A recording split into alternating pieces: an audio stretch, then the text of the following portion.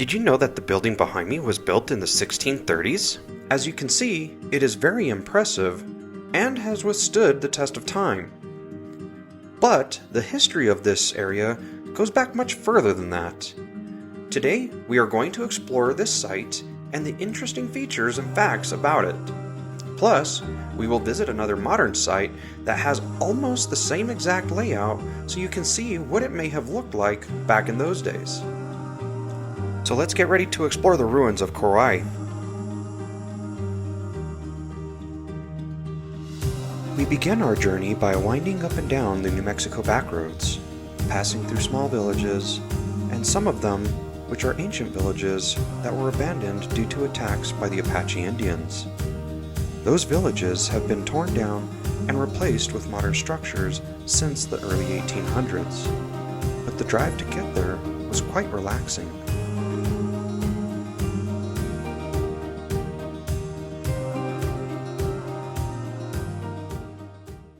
Quarai is one of 3 Native American and Spanish missions that is part of the Salinas Pueblo missions.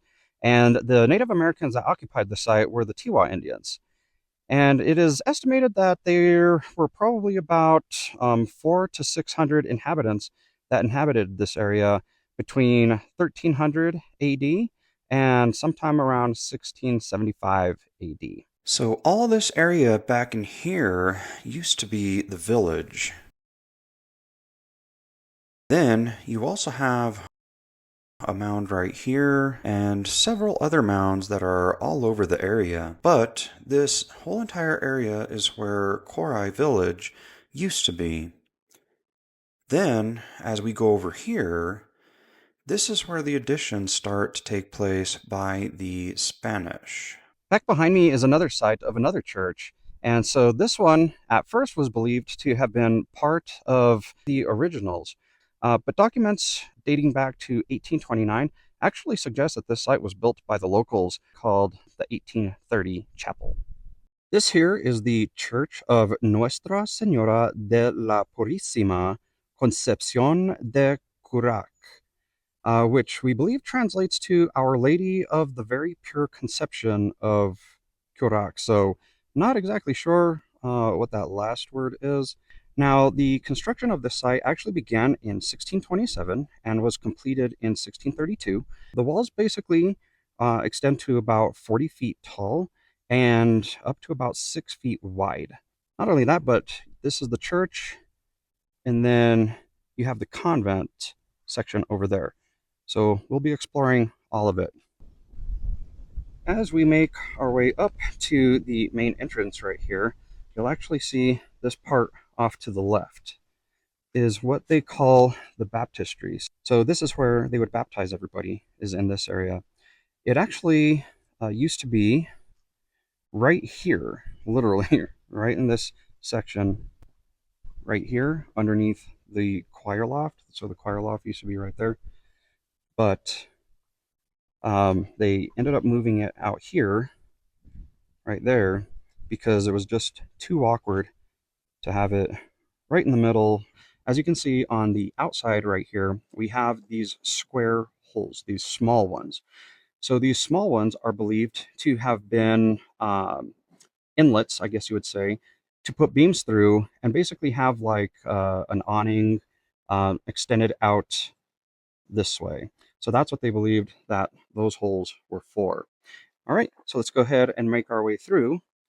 Now, as we're trying to make our way through, I was looking for this before I actually came in here, but you can't see it because of the dirt. But supposedly on both sides of these, there, and I don't see anything, any type of evidence of it up here, but apparently there were some metal pegs or iron pegs that were down here that actually held a door in place.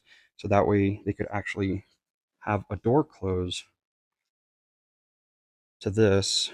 And so that way it was more protected from the elements. If we look up, we'll actually see that this is where the choir loft would have been. Okay, so the reason why they believe that this was the choir loft area is because you have that square hole right there. And then as we look over, we have that square hole right there. So it is believed that the platform went basically from these square pegs or holes back this way to create the loft. Then you have these square pegs to also help hold it in place as well. And then this is where the entrance would have been. So in order to be able to get onto the loft, you would have had to have gone on the opposite side of this wall. Now, as we continue on, you take a look up there. So that's where they would have had the beams going across for the roof. And as you can see them over there, over there. You can't really see it on film on this one, but right there. And then, of course, this wall has fallen down. And then we have that one right there. If you look, you can see how long and narrow these sockets are. So what these did was they they held the corbels and the vigas into place because that roof was pretty heavy.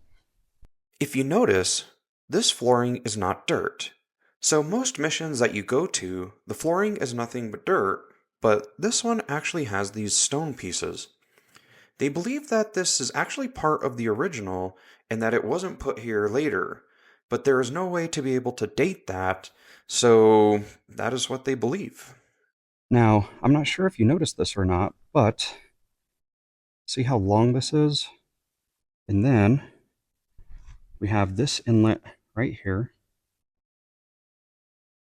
And then this part right here. And then this part, this inlet right here. So if you were to look at it from like Google Earth or Google Maps, you'll see that it is created in the shape of a cross. So pretty interesting that they did it this way. Now, another interesting feature here. So you might be able to see it better from over here. So we'll get over here to this side. So if you notice that the inlets right there in the middle of your screen to hold in the vigas are a different height than the ones on the left. And then if we go across, same thing.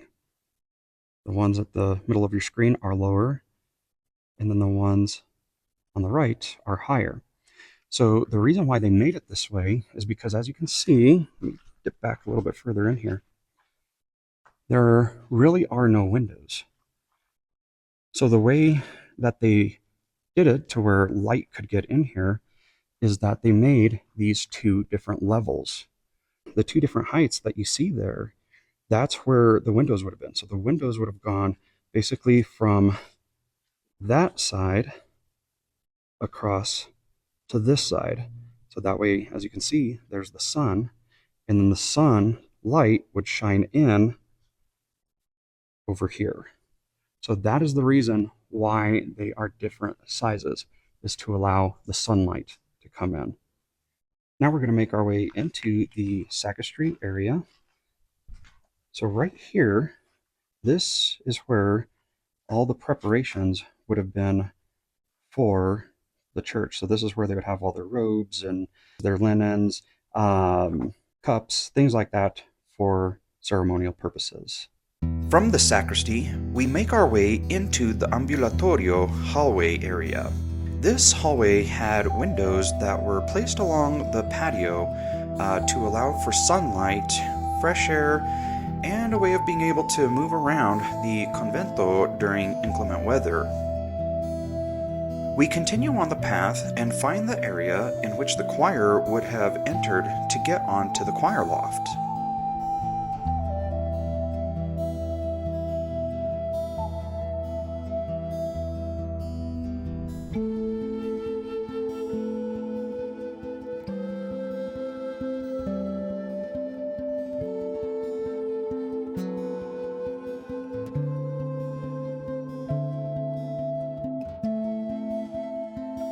From here, We next visit the Porteria.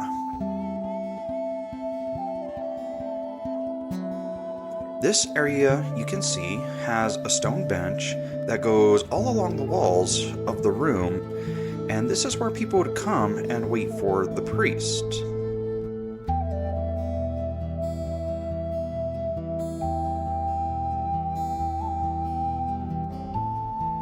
Across from the Porteria is a square kiva. Now, this is pretty interesting that there would be a kiva in the middle of a Franciscan friary and for it to be square. But there is no back history on this kiva, so it will always remain a mystery.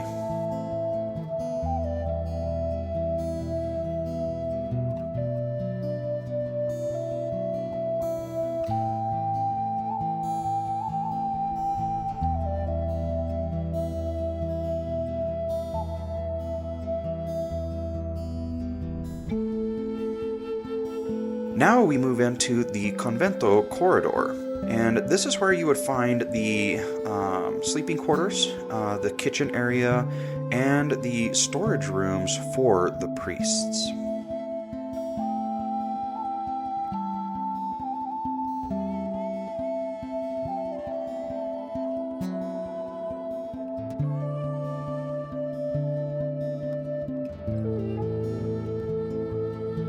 As we look out from the Convento, we can see a kiva, and this kiva was apparently here before the arrival of the Spanish and was buried by mission construction.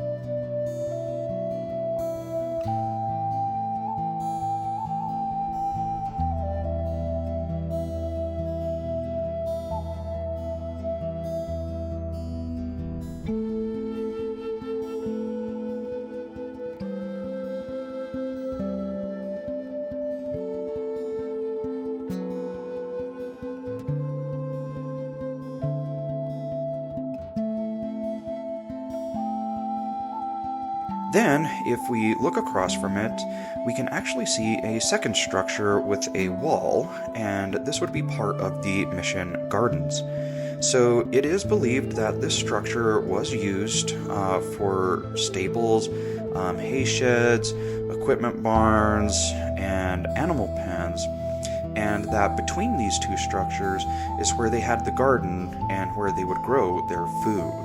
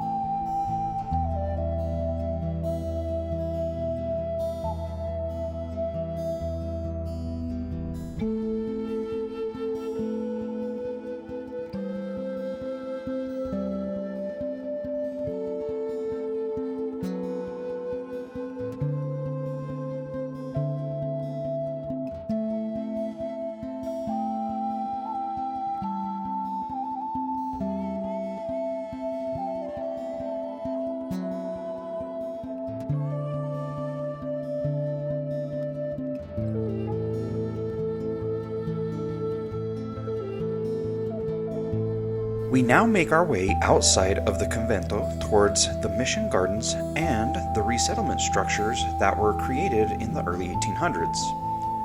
Quarai remained uninhabited for over 140 years before it was resettled by the Spanish settlers.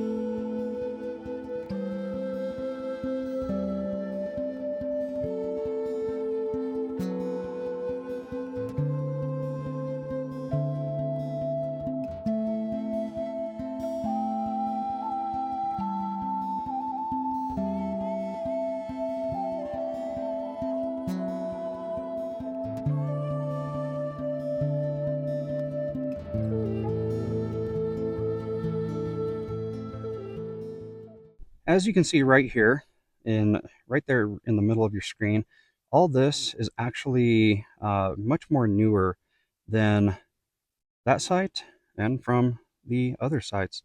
So this area is believed to have been resettled by the Spanish.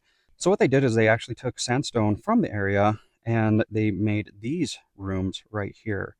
So it is believed that they stayed in this area and that they continued to use the church, which apparently at that time still had the roof on top of it. And so they continued to use the church for their own purposes when they came back, or when another bunch of settlers came back to this area and settled it. Now, I'm not sure if you can see it in your screen right there. See that circle? So most would probably believe that it is a kiva, but it's actually not a kiva. It's actually what they call the torreon. And so it is basically, it's kind of like a kiva, but it's an above ground. So it's a circle that's above ground, and it was used more for fortification. So they would have people be able to be up there, kind of like in a watchtower, and be able to see if any Apaches were coming to attack them from the different areas. But that's what that particular circle is right there. As to where the other ones that we've seen before, those ones are actual kivas. As we continued to walk through the area, we were actually able to find some of the local foods that they would have eaten.